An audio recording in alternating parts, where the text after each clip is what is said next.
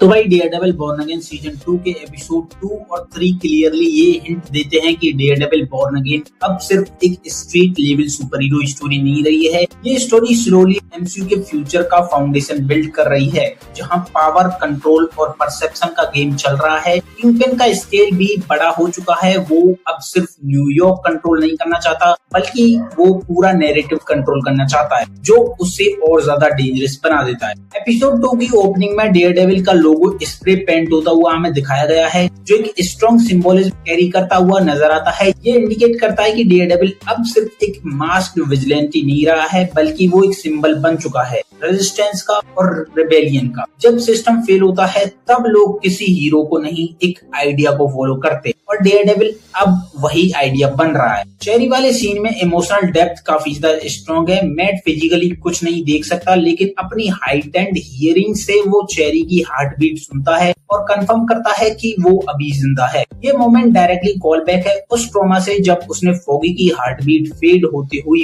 Feel की थी। इसका मतलब ये है कि मैट अभी भी अपने पास्ट लॉस से रिकवर नहीं हुआ है, और अब वो हर क्लोज पर्सन को लूज करने से डरता है। ये उसके कैरेक्टर को और भी ज्यादा वल्नरेबल बनाता है। उसके बाद हमें बुल्साई यानी अपना डेक्स इस एपिसोड में एक कम्प्लीटली डिफरेंट टोन में दिखाया गया है। चर्च सेटिंग और ब्लू लाइटनिंग उसके इंटरनल स्टेट को रिफ्लेक्ट करते हुए नजर आते हैं, जिसमें हाइपर फोकस्ड, कंट्रोल और डिस्टर्बिंगली काम है। सबसे इंटरेस्टिंग बात यह है कि वो अटैक नहीं करता। इससे ये पॉसिबिलिटी ओपन होती है कि वो मैट को इनडायरेक्टली मैनिपुलेट कर रहा है बाहर आने के लिए। डेक्स का काम होना एक्चुअली उसे और अनप्रेडिक्टेबल और डेंजरस बनाता है। किंगपिन यानी विल्सन फिस्क इस बार फिजिकल स्ट्रेंथ से ज्यादा साइकोलॉजिकल वॉरफेयर यूज कर रहा है। बॉक्सिंग सीन कोई ट्रेनिंग नहीं है, ये एक मैसेज है। मैट के फादर बॉक्सर थे जैसे कि हम जानते हैं, और फिस्क भी ये जानता है, तो इनडायरेक्टली वो मैट को इमोशनली ट्रिगर कर रहा है ताकि वो इम्पल्सिव डिसीजन ले और अपनी पोजीशन रिवील करे। ये एक माइंड गेम है जहां फिस्क क्लियरली अपर हैंड में है। सबसे बड़ा मास्टर स्ट्रोक ये है कि फिस्क मैट की आइडेंटिटी रिवील नहीं करता,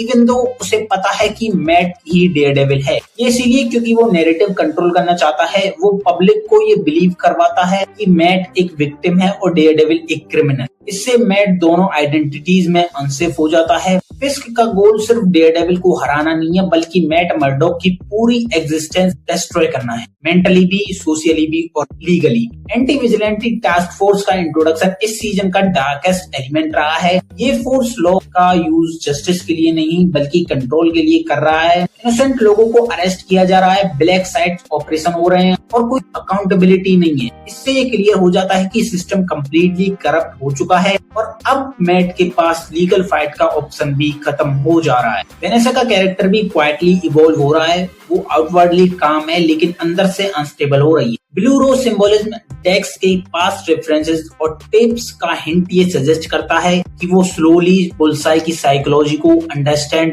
और अब्सॉर्ब कर रही है। फ्यूचर में कन्फ्लिक्ट डेयरडेविल के साथ नहीं होगा, बल्कि बुल्साई के साथ एक्सप्लोर हो सकता है। बीबी और डेनियल का सबप्लॉट छोटा लगता है, लेकिन इसका इम्पैक्ट बहुत ही ज्यादा बड़ा होने वाला है। बीबी सीक्रेटली एंटी फिस्क कंटेंट पोस्ट कर रही है, और डेनियल सब जानते हुए भी इग्नोर कर रहा है, क्योंकि वो इमोशनली अटैच्ड है। लेकिन फिस्क जैसा मास्टरमाइंड के लिए ये सब ऑलरेडी विजिबल है। ये सबप्लॉट फ्यूचर में मैनिपुलेशन और बिट्रेयल का मेजर पॉइंट बन सकता है। मैट और फिस्क के पैरेलल लिव्स में एक स्ट्रॉन्ग आयरनी भी है कि मैट और कैरेन हॉन्टेड होने के बाद भी अपने स्मॉल हैप्पी मोमेंट एंजॉय कर रहे हैं, जबकि फिस्क और वनेसा पावर में होने के बावजूद भी मेंटली ट्रैप्ड हैं। ये क्लियरली शो करता है कि फ्रीडम सिर्फ फिजिकली नहीं है, मेंटली भी होती है। रडार सेंस का loud speaker scene technically brilliant है। नॉर्मली मैट का रडार सेंस वर्ल्ड को एक्सपेंड करता है, लेकिन यहाँ स्क्रीन श्रिंक होती है क्योंकि उसका सेंस ओवरलोड हो जाता है। ये विजुअल स्टोरी टेलिंग का एक यूनिक एग्जांपल है जो शो की क्वालिटी को एलिवेट करता है।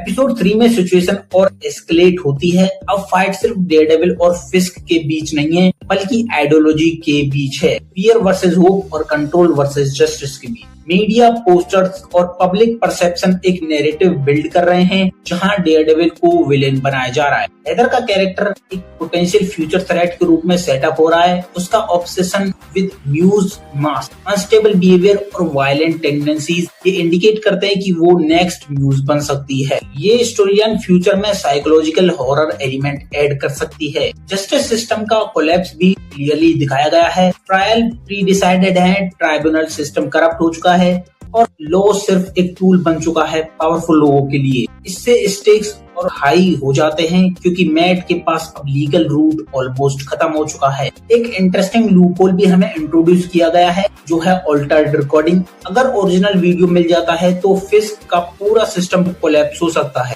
ये एक पोटेंशियल फ्यूचर ट्विस्ट है जो स्टोरी को कम्प्लीटली फ्लिप कर सकता है। उसके बाद हमें रेस्टोरेंट रेफरेंस भी देखने को मिलता है, फ्रैंकलिन A20, जो डायरेक्टली कॉमिक्स के फेमस आर्क यानी devil in the cell block D को हिंट करता है, जहां डेयरडेविल की आइडेंटिटी पब्लिक हो जाती है और वो जेल में सर्वाइव करने की फाइट करता है। एक स्ट्रॉन्ग फोरशैडोइंग है कि शो भी सेम डायरेक्शन में जा सकता है। अब यहाँ पे बहुत बड़ी थ्योरी हमारे सामने आती है कि सीजन 2 के एंड तक मैट की आइडेंटिटी रिवील हो सकती है, फिस्क भी एक्सपोज हो सकता है और दोनों जेल में जा सकते हैं। अगर ऐसा होता है तो सीजन 3 एक प्रिजन आर्क बन सकता है जहां मैट को उन क्रिमिनल का सामना करना पड़ेगा जिन्हें उसने खुद जेल में भेजा था और फिस्क के साथ एक इंटेंस साइकोलॉजिकल वॉर देखने मिलेगी। फाइनल क्लाइमेक्स में मैट का रेड हुड इन्फिल्ट्रेशन सीक्वेंस एक हाई पॉइंट है। उसका गोल वेपन्स ट्रैक करना होता है, लेकिन जब वो प्रिजनर की आवाज सुनता है तो उन्हें फियर कर देता है। ये उसकी मोरालिटी को डिफाइन करता है। एक शॉट में हमें स्टाइल फाइट सीक्वेंस इस